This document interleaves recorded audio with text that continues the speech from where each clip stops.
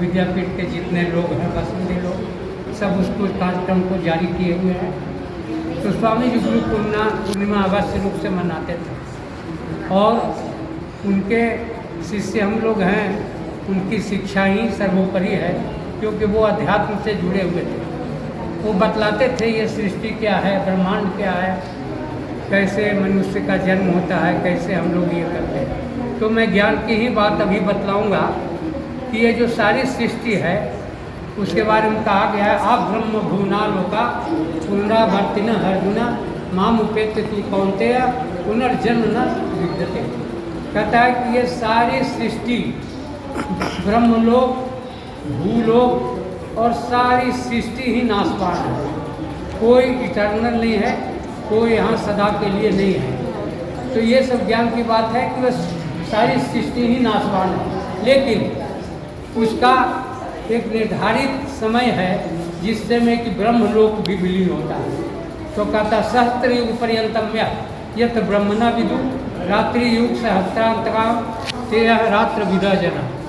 तो कहता है कि ब्रह्मलोक का जो काल है उसको हम लोग गिनती में नहीं आंक सकते हैं। जैसे जगत बाबू जैसे जो अच्छे विचार वाले लोग थे, जो उत्तम विचार के लोग थे, जो समाज का कल्याण चाहते थे, जो शिक्षा दीक्षा का काम करते थे, लोगों में पठन पाठन का काम करते थे, नैतिक शिक्षा देते थे, उनको कहा गया कि देखो भाई संबोधन के लिए था, मैं तुम्हें ब्राह्मण बोलता क्योंकि तुम्हारे विचार उत्तम है, तुम अच्छे काम करते हो। पड़ोसी से झगड़ा हो गया, कैसे हो गया, तो कहा कि देखो भाई सब दौड़ता है।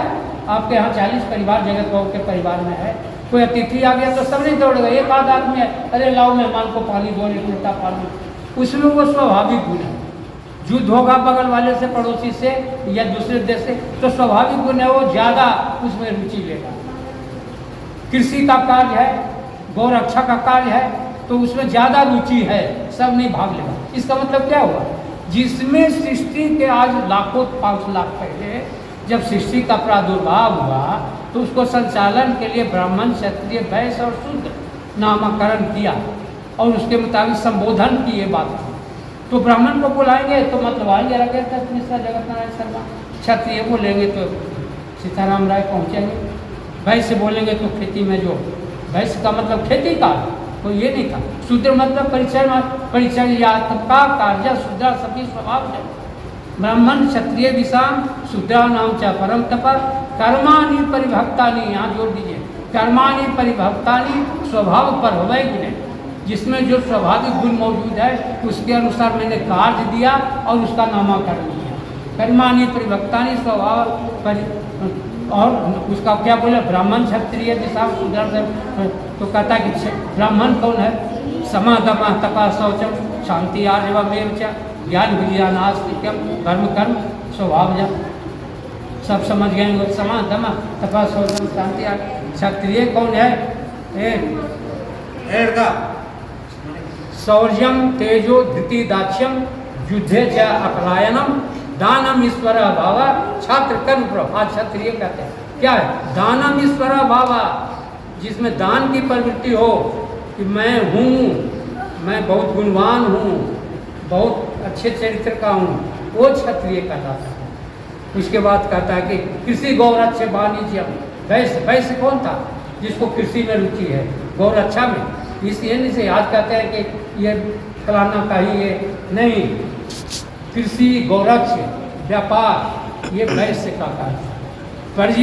परिचर्या तमका कार्य शूद्रा सभी स्वभाव चल, और जिसमें सेवा टहल की भाव, सेवा की भाव, वो शूद्र था। ऐसा नहीं है कि शूद्र का, ये तो काल क्रम में लाखों वर्ष में आप यदि अच्छे से रहिएगा, पठन पाठन का कार्य करिएगा तो आपका गुण बढ़ेगा, आपका शरीर का भी ये रंग रूप भी बदलेगा। आप दिन भर खेती के कार्य में है तो रंग रूप बदलेगा, सेवा टाल का काम ज़्यादा करते हैं तो रंग रूप बदलेगा। तो ये क्या है, आज कोई महात्मा, कोई पॉलिटिशियन और सनातन पर बड़ा बड़ा भाषण चल रहा है, बड़े बड़े पखंडी लोग इतना बड़ा जटा जटा धर के सब वहाँ बैठे हुए हैं, लेकिन तू कोई निकाल दे, कोई माइकल लाल निकाल दे कि कहीं ये इस तरह का है। गुण के मुताबिक वर्णों की रचना हुई है, सनातन केवल इटर्नल परमात्मा है, जिसके द्वारा सारी सृष्टि की रचना है और जिसमें जो सारी सृष्टि में व्याप्त है।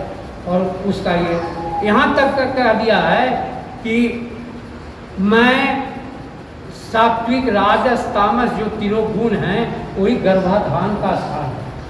और तस्मिन गर्भ दधामि हम, वो ब्रह्मा कहता है कि मैं उसमें केवल बीज डालता हूँ, उसमें मैं बीज डालता हूँ। संभवा सर्वभूतानाम ततो भवति भारत। हे अर्जुन, सारी सृष्टि उसी से उत्पन्न होती है। तो अब क्या है, इसको समझ लीजिए। सात्विक गुण वाला है वो अभी भी अच्छा जीवन उसका बनेगा और मृत्यु के पश्चात उसका प्रारब्ध भी अच्छा बनेगा, अच्छे जोनी में जाएगा, अच्छे लोगों को जाएगा।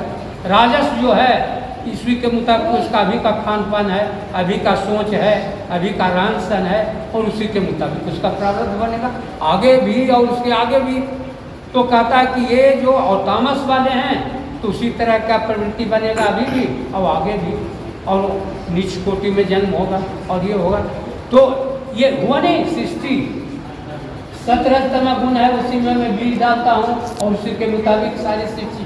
भगवान को आपको लगता है कि इतना सामान्य चीज़ है कि जमराज जी वहाँ बैठे हुए लिख रहे हैं जगत बाबू का लिखा नहीं, प्रकृति अपने आप बरत रही है। सारी सृष्टि के संचालन के लिए उन्होंने सृष्टि का निर्माण किया है और उसमें उसको हटा दीजिए, पीछे कुछ कर दीजिए लड़का को, यहाँ पर दिक्कत हो रही है। तो सारी सृष्टि का निर्माण हो रहा है अपने आप, सारी सृष्टि प्रकट हो रही है, विलीन हो रही है। तो ये सब ज्ञान बतलाने वाले गुरु होते हैं और इन चीज़ों की शिक्षा देते हैं। परम पूज्य स्वामी हरिनारायणानंद जी इन चीज़ों को लोगों में जाके बतलाते थे। व्यस्त कार्यक्रम रहता था, सारे समाज को देते थे। जगत बाबू उसका पालन किए हुए हैं, संस्था चलाते हैं।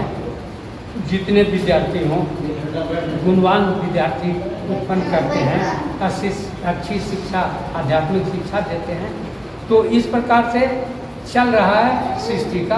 तो ये सारी सृष्टि इसी प्रकार से चल रही है और गुण ही गुण में बरत रहे हैं और इसमें कुछ भी किसी का बस नहीं चलता है।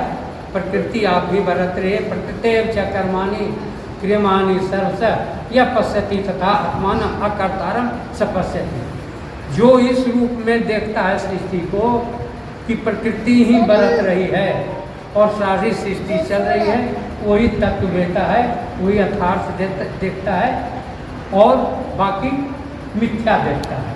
प्रकृति कर्माणि क्रियमाणानि सर्वश न कर्तृत्व न कर्माणि। क्या कह दिया? कोई ये महात्मा लोग का काम है ना, हम लोग को उनको लाइसेंस प्राप्त है, हम क्या करेंगे? हमारी बात कौन सुनेगा? न कर्तृत्व न कर्माणि लोक सृजति प्रभु न कर्म फल संयोगम स्वभाव तु प्रवर्तते। परमात्मा जो है न किसी के कार्य को, न कर्तापन को और न कर्म फल का ही सृजन करता है। न कर्तृत्व न कर्माणि लोक सृजति प्रभु न कर्म फल के संयोग को भी नहीं करता है। स्वभाव तु प्रवर्तते, अपने आप बरत रहा है, चल रहा है प्रकृति। ऐसे सृष्टि चलेगी क्या? ये बतलाना चाहिए ना। प्रत्येक कर्माणि क्रियमाणानि सर्वश ये पचेता करता। उसके बाद है नागते कस्यचित् पापम न चैवा सुकृतम विभु अज्ञानेन आवृतम ज्ञानम तेन मुह्यन्ति जन्म। कहता है कि परमात्मा किसी के शुभ कार्य और अशुभ कार्य को ग्रहण भी नहीं करते हैं।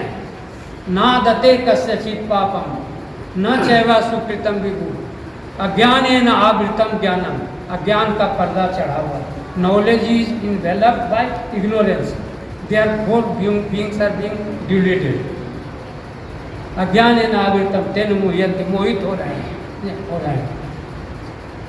मैं कितना बतलाऊं, मतलब समूचा ये है और आप लोगों का कीमती समय है, तो मैं अपना कार्यक्रम समाप्त करता हूँ। और इनसे मैं आशीर्वाद लेता हूँ कि जो भी शिक्षा आपने दी है, आपकी शिक्षा के ऊपर हम चलकर और अपने कार्यों को सफलतापूर्वक संपादित कर रहे हैं। मेरे पिताजी इस संस्था में प्रबंधक के पद पर थे, जीवन पर्यंत, मृत्यु पर्यंत तक वो यहाँ के प्रबंधक रहे और आज दुनिया में नहीं है, लेकिन पिता भी एक गुरु ही होता है। उनके द्वारा भी जो शिक्षाएं मुझे दी गई है, उन शिक्षा के आधार पर हम चल रहे हैं। और ये पुरानी बात है कि महाभारत की रचना वेद व्यास जी ने की थी और उसमें उन्होंने गुरु की महिमा का